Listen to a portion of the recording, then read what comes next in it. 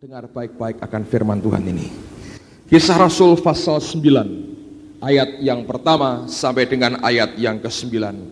Judulnya, Saulus bertobat. Sementara itu berkobar-kobar hati Saulus untuk mengancam dan membunuh murid-murid Tuhan.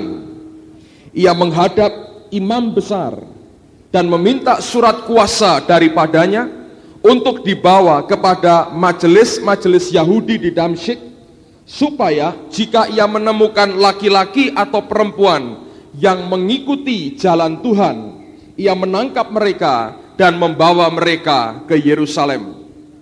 Dalam perjalanannya ke Damsyik, ketika ia sudah dekat kota itu, tiba-tiba cahaya memancar dari langit mengelilingi dia. Ia rebah ke tanah dan kedengaranlah olehnya suatu suara yang berkata kepadanya, "Saulus, Saulus, mengapakah engkau menganiaya aku?" Jawab Saulus, "Siapakah engkau, Tuhan?" Katanya, "Akulah Yesus yang kau aniaya itu. Tetapi bangunlah dan pergilah ke dalam kota. Di sana akan dikatakan kepadamu apa yang harus kau perbuat."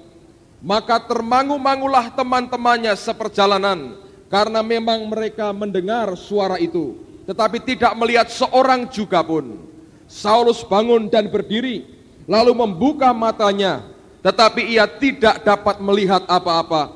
Mereka harus menuntun dia masuk ke Damsyik. 3 hari lamanya ia tidak dapat melihat, dan 3 hari lamanya ia tidak makan dan minum. Lalu perhatikan ayat yang ke-19b. Saulus tinggal beberapa hari bersama-sama dengan murid-murid di Damsyik. Ketika itu juga ia memberitakan Yesus di rumah-rumah ibadat dan mengatakan bahwa Yesus adalah Anak Allah. Saudara, perhatikan apa yang saya mau sampaikan. Saya tahu ini dari Roh Tuhan. Saya tidak siapkan ini sebelumnya, tapi Allah berkata sampaikan Kisah Rasul pasal 9. Hari ini ada banyak gereja yang mandul. Hari ini ada banyak anak-anak Tuhan yang tidak memiliki reproduksi dalam hidup kerohaniannya. Tidak pernah dihasilkan anak-anak rohani oleh orang-orang Kristen. Ada banyak orang yang dari kegelapan dipindah Allah masuk dalam terang yang ajaib. Tapi setelah dia menikmati semua yang Tuhan sediakan, anak-anak Allah ini tidak berbuah hidupnya. Tidak ada jiwa-jiwa yang diselamatkan oleh karena hidupnya. Tidak ada orang lain yang diubah hidupnya oleh karena pelayanannya. Nah, pertanyaannya adalah, mengapa hal ini bisa terjadi? Nah, banyak orang Kristen, banyak hamba Tuhan yang mencoba menganalisa dengan berbagai cara. Mereka menggunakan berbagai macam sistem yang mereka anggap bisa membuat anak-anak Allah bereproduksi, bisa menghasilkan akan anak-anak rohani. Tapi kenyataannya dibutuhkan waktu berbulan-bulan lamanya sebelum orang ini bisa lulus dalam kelas-kelas pemuritan yang mereka buat untuk bisa dikatakan sebagai orang yang siap membawa akan orang lain datang kepada Tuhan. Nah, pertanyaannya adalah, sampai seberapa jauh keefektivitasan daripada sistem ini untuk merubah seorang manusia dari orang yang mandul rohaninya diubah menjadi orang yang sangat produktif di dalam kerajaan surga. Saya mau beritahu saudara, hari ini setiap tahun ada ribuan orang yang menyandang gelar sarjana-sarjana dalam bidang teologi dan pendidikan-pendidikan agama yang lain, yang ternyata mereka sama sekali tidak pernah bisa menghasilkan akan buah-buah seperti yang Tuhan katakan. Saya tidak anti pendidikannya, tapi yang saya pertanyakan adalah, mengapa hari ini anak-anak Tuhan tidak bisa produktif? Mengapa hari ini kita tidak bisa menjadi berkat bagi orang lain? Mengapa hari ini hidup kita terbelenggu dan tidak bisa memberikan buah untuk kemuliaan nama Tuhan? Saya teliti, Alkitab mengajarkan bagaimana ada seseorang yang namanya Saulus yang kelak berubah menjadi Paulus dalam waktu hanya beberapa hari. Dari saat dia menentang akan Tuhan, hanya beberapa hari setelah itu dia orang yang sangat produktif. Dengan berani dia memberitakan bahwa Yesus adalah Tuhan. Hari ini banyak orang Kristen, waktu dia mulai kenal Tuhan, beberapa hari setelah itu yang dia ajar, yang dia terima, yang dia dapatkan adalah bagaimana supaya hidupku diberkati dan rumah tanggaku dipulihkan. Selalu perhatiannya kepada dirinya sendiri dan tidak pernah memikirkan bagaimana supaya hidupku menghasilkan buah, membawa jiwa-jiwa datang kepada Tuhan. Saudara, dengar baik-baik. Orang yang murni bertobat dan kembali kepada Allah adalah orang yang pertanyaannya sama dengan Saulus atau Paulus.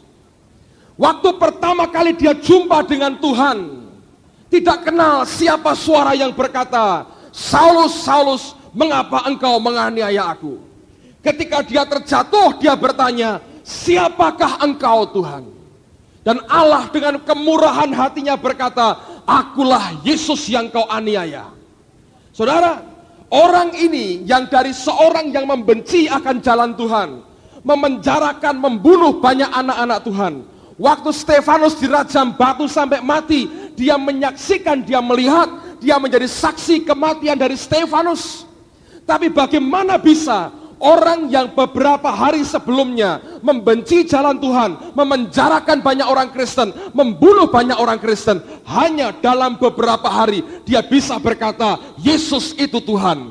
Persoalannya, saudara, pada level yang pertama semua kita mendapatkan, yaitu apa? Kita kenal dengan Yesus sebagai Tuhan. Tetapi ada pertanyaan kedua yang seringkali tidak pernah mau kita tanyakan di hadapan Allah. Apa itu? Dalam bahasa Indonesia tidak ditulis. Kalau Anda membaca dalam terjemahan lain, Amplified menuliskan tambahan satu kalimat, dan ini sebetulnya merupakan kalimat kunci. Kalimat ini berbunyi demikian, "Trembling and astonished he asked." Dengan gemetar dan dengan tercengang, dengan ketakutan, dia bertanya, "Lord, what do you desire me to do?" Apa yang engkau inginkan aku perbuat, ya Tuhan? Dengar baik-baik. Orang yang murni lahir baru, orang yang murni bertobat dari dosanya, orang yang murni datang kepada Allah dengan segenap hati, akan mengajukan pertanyaan kedua seperti yang diajukan oleh Paulus. Dia berkata, "Tuhan, apa yang engkau ingin supaya aku perbuat?" Orang yang sungguh hatinya melekat kepada Allah tidak akan bertanya, "Tuhan, apa yang engkau bisa perbuat bagi hidupku?" Tapi orang ini akan bertanya, "Tuhan, apa yang engkau inginkan supaya aku perbuat kepadamu?" Dengar saudara, orang yang murni cinta kepada Allah, yang hatinya melekat kepada Tuhan, pertanyaan yang terus muncul dalam batinnya adalah, apa yang Tuhan inginkan supaya aku perbuat? Bukan apa yang Tuhan bisa perbuat bagi hidupku. Kalau kita hidup kekristenan kita adalah untuk kepentingan pribadi kita, tidak pernah ada pertanyaan, apa yang engkau mau Tuhan, aku perbuat. Tapi kalau orang Kristen belajar untuk berkata, apa yang engkau mau supaya aku perbuat, kehendakmu apa Tuhan? Orang Kristen ini saya berani berkata, dia murni hatinya melekat kepada Allah. Dan saya beritahu saudara, Allah begitu baik, dia jawab tepat seperti yang ditanyakan oleh Paulus. Dan saya mau katakan jawaban yang sama juga berlaku buat setiap kita. Tuhan tidak berkata, beritakan namaku. Dia enggak berkata, injili orang-orang Yahudi. Tidak. Dia berkata apa? Masuk ke kota dan tunggu di sana. Aku akan beritahukan kepadamu. Apa yang terjadi? Alkitab berkata, waktu Saulus bangkit dan dia buka matanya, Alkitab berkata, dia buta. Berapa hari saudara? 3 hari. Kalau orang mulai bertanya, Tuhan, apa yang engkau ingin supaya aku perbuat? Jawaban pertama yang harus kita selesaikan adalah, belajar mati terhadap kedaginganmu sendiri saudara. Dia mengalami pengalaman Yesus 3 hari dalam kubur, gelap, tidak ada cahaya. Dia mengalami seperti yang Yunus alami, di perut ikan 3 hari lamanya, gelap dan tanpa cahaya. Persis seperti yang dialami Yesus dan persis seperti yang dialami Yunus. Dia belajar untuk mati. Ketika Yesus mati, dia bangkit dan dunia diselamatkan. Ketika Yunus mati, dia bangkit, Niniwe diselamatkan. Ketika Paulus mati dan dia bangkit, orang-orang seluruh dunia dengar berita Injil sampai dengan hari ini, saudara. Dengar, cuma satu hal yang membuat kita bisa dipakai Tuhan. Kalau saudara dan saya belajar mati dari kedagingan kita. Itu saja. Lihat contoh akan anak muda yang kaya, saudara. Alkitab berkata, dia datang kepada Yesus bukan dengan malu-malu, dia lari. Dia tersungkur, dia nyembah kepada Tuhan. Dan dia tanya, apa yang harus ku perbuat supaya aku memperoleh hidup yang kekal? Dia bacakan Taurat hukum yang utama dan dia berkata, semua sudah kukerjakan sejak masa mudaku. Tuhan berkata, satu hal yang kurang. Jual semua hartamu, berikan kepada orang miskin, dan ikut aku. Alkitab berkata, sedih hatinya, kecewa. Karena hartanya banyak. Setiap orang yang mau datang kepada Tuhan harus belajar apa itu artinya menyangkal dirinya dan mati dari kedagingannya. Hanya itu yang membuat kita bisa dipakai oleh Tuhan. Ada orang berkata, Tuhan, izinkan aku menguburkan dulu orang tuaku. Dia berkata, biarkan orang mati menguburkan orang mati. Saudara, secara kebudayaan kita mungkin kasar, tapi dengar baik-baik. Istilah yang dipakai begini, izinkan aku menguburkan dulu orang tuaku. Kalimat itu tidak berarti pasti orang tuanya sudah meninggal. Bahkan biasanya itu kalimat dipakai untuk menunjukkan orang tuanya sudah tua sekali dan bisa sewaktu-waktu mati. Yang pertama itu. Yang kedua, anak laki-laki yang menguburkan orang tuanya yang mati akan terima warisan 2 kali lipat. Tuhan tahu motifnya. Kamu menunda ikut aku karena kamu mau cari warisan 2 kali lipat. Makanya dia berkata, biarkan orang mati menguburkan orang mati, kamu ikut aku. Allah selalu berbicara, berurusan dengan berhala paling besar dalam kehidupan kita. Selama tidak pernah kita mau korbankan berhala terbesar dalam hidup kita, yaitu ego kita sendiri, tidak pernah bisa hidup kita dipakai oleh Tuhan. Saudara, dengar baik-baik. Hanya orang yang mau belajar mati dari kedagingannya, orang itu akan dipakai Allah dengan cara yang luar biasa. Orang yang masih hidup, yang sangat hidup dalam hidupnya, tidak akan pernah mungkin dipakai oleh Tuhan. Paulus bertanya, apa yang engkau mau ya Tuhan, supaya aku lakukan? Tuhan berkata, masuk di kota. Ketika dia buka matanya, dia buta. Selama 3 hari, Alkitab berkata, dia tidak makan, dia tidak minum. Tidak ada yang dia dengar, tidak ada yang dia lihat, tidak ada yang dia makan, dan tidak ada yang dia minum. Ketika semua yang dunia ada dimatikan dalam hidupnya, dalam waktu 3 hari kemudian lahir Saulus yang baru yang mengguncangkan dunia, dipakai Allah dengan dahsyat, saudara.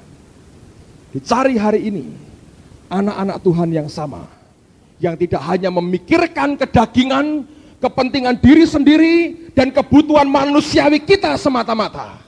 Dicari anak-anak Tuhan yang berani berkata, aku taruh hidupku di atas mezbahmu ya Tuhan, aku sangkali semua egoku supaya aku berbuah dan buahku tetap dan memuliakan akan namamu. Dari pagi saya cerita, ada seorang bernama John Sung. Anda pernah dengar nama itu? Orang dari Cina yang dijuluki obor Asia. Banyak kegerakan rohani di Asia ini, termasuk di Indonesia, dimulai oleh seorang yang bernama John Sung. Dia kuliah ke Amerika dan dia sekaligus mendapatkan beberapa gelar akademi. Ketika Tuhan panggil dia dalam perjalanan pulang naik kapal dari Amerika ke Cina, dia merobek-robek akan ijazah yang dia punya. Dia sisakan hanya 1 untuk orang tuanya, yang lain dia lemparkan ke laut. Dia bilang, aku tidak butuh semuanya ini. Dan malam harinya Tuhan memberikan mimpi kepada John Sung. Ketika dia mampu tangkap betul apa yang Tuhan bicara dalam mimpinya. Hari ini sejarah gereja mengatakan, di Cina pernah hidup seorang bernama John Sung, dan orang menyebutnya obor Asia. Mimpinya apa? Dalam mimpi itu, John Sung melihat ada peti mati, saudara. Ketika dia amati, peti itu dalam keadaan terbuka dan belum tertutup sehingga dia tahu siapa yang di dalamnya. Ketika dia melihat akan peti itu, dia kaget. Yang terbaring adalah mayat daripada John Sung sendiri. Dia perhatikan dalam mimpi itu, oh, aku mati. Lalu tiba-tiba beberapa saat kemudian peti itu mulai bergerak. Ketika diperhatikan lebih jauh, sebelum peti itu bergerak, dia melihat ada malaikat-malaikat menyanyi bersukacita di sekitar akan peti jenazah John Sung. Tapi waktu kemudian peti itu mulai bergerak, malaikat terdiam. Dan tiba-tiba John Sung hidup lagi. Dia bergerak, dia bangkit, dan dia duduk. Ketika John Sung duduk, dia bangkit dari kematiannya. Malaikat-malaikat yang di sekitarnya meratap dan menangis, saudara. Heran, aku mati, mereka bersorak-sorai. Aku mulai bergerak, mereka diam. Aku hidup, mereka menangis. Kenapa?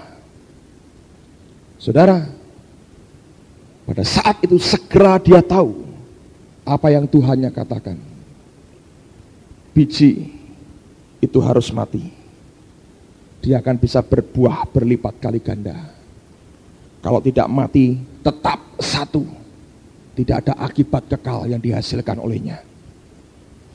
Ketika John Sung melihat malaikat menangis, dalam mimpi itu dia berkata, malaikat, jangan menangis. Baiklah, John Sung akan mati lagi. Dan dia lihat, dia jatuh dan mati lagi. Tahukah saudara, kalau daging kita hidup, malaikat itu meratap menangis. Karena alat ini tidak pernah bisa dipakai Tuhan. Tapi kalau kita mati dari kedagingan kita, malaikat bersorak-sorai. Karena Allah punya alat yang hebat. Amen, saudara. Saya perhatikan, kenapa anak-anak muda yang dipakai Tuhan? Mudah buat mereka menyangkal semua kepentingannya. Saya mau katakan, tapi juga mudah buat setiap kita yang bertekad, yang berkata, ya saya mau. Saya sangkali sampai habis kedaginganku. Dan kalau itu terjadi, akan muncul John Sung baru, saudara. Dan dunia ini dibakar oleh karena apinya lewat kehidupan kita. Dengar saya baik-baik, saudara. Hanya orang yang mau menyangkali kedagingannya sendiri. Hanya orang yang mau menyangkali akan ego dan ambisinya sendiri. Orang itu akan dipakai Tuhan dengan cara yang luar biasa. Ayat yang terakhir saya ingin bacakan buat saudara. Lihat dalam surat Petrus, saudara. 1 Petrus pasal yang keempat. 1 Petrus pasal 4. Ayat yang kedua dan ayat yang ketiga. 1 Petrus 4 ayat 2 dan ayat yang ketiga. Supaya waktu yang sisa jangan kamu pergunakan menurut keinginan manusia, tetapi menurut kehendak Allah. Sebab telah cukup banyak waktu kamu pergunakan untuk melakukan kehendak orang-orang yang tidak mengenal Allah. Kamu telah hidup dalam rupa-rupa hawa nafsu, keinginan, kemabukan, pesta pora, perjamuan minum, dan penyembahan berhala yang terlarang. Alkitab berkata, supaya waktu yang sisa jangan kamu pergunakan menurut keinginan manusia, tetapi menurut kehendak Allah. Belajar mempercayai Dia dalam segala hal. Saya mau cerita pengalaman hidup saya, saudara. Sekitar tahun 85, dengan beberapa teman, kami berdoa bersama-sama. Dalam doa itu kami berkata begini, Tuhan, kami ingin beli rumah untuk kami kelak berumah tangga. Kita coba cari. Gagal. Pernah mau beli di Ungaran, segala macam. Berbulan-bulan dihabiskan. Gagal. Sampai akhirnya beberapa teman beli di Tanah Mas.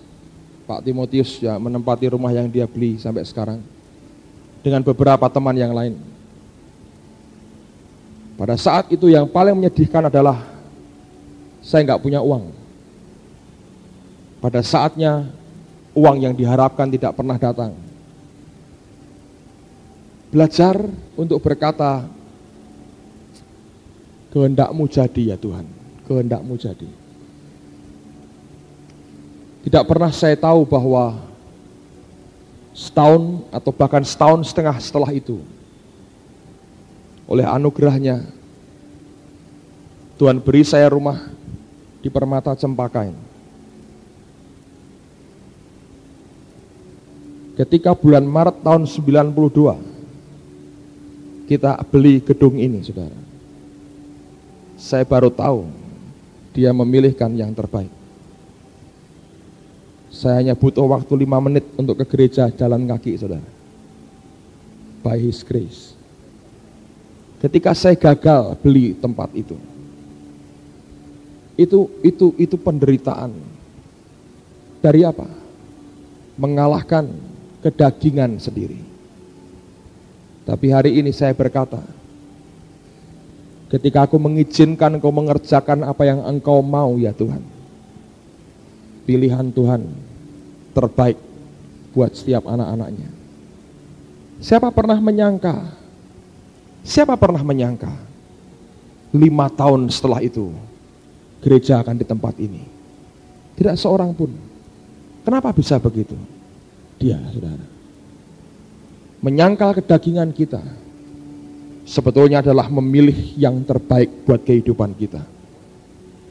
Hanya orang yang belajar untuk mati dari kedagingannya, orang itu akan diurapi dan dipakai Tuhan. Kalau engkau mengizinkan Allah menghancurkan, meremukkan kedaginganmu, saudara akan keluar jadi orang-orang yang diurapi Tuhan.